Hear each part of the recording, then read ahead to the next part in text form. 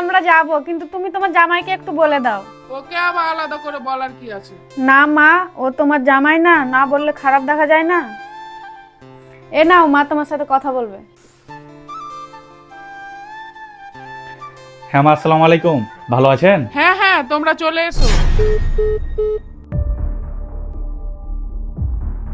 কেটে দিল, মনে হয় ব্যস্ত আছে। দাঁড়াও, ফোন করছি আমি।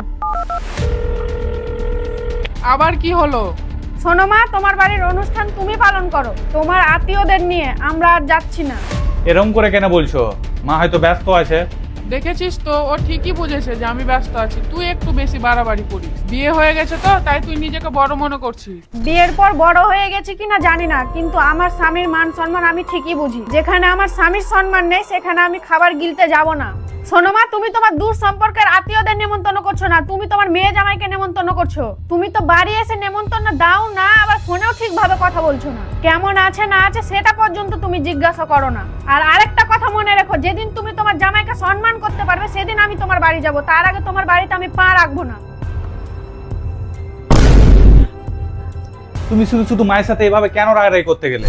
ইনকাম না থাকলে, টাকা পয়সা কম থাকলে ছেলেদের একাট্টু অসম্মান হতে হয়। তুমি কত টাকা ইনকাম করো কি না করো সেটা ইম্পর্টেন্ট না, ইম্পর্টেন্ট হচ্ছে তুমি ওই বাড়ির জামাই। তোমাকে যদি প্রাপ্য সম্মান না দিতে পারে ওরা, তাহলে আমরা কোনোদিন ওই বাড়িতে পা রাখবো না।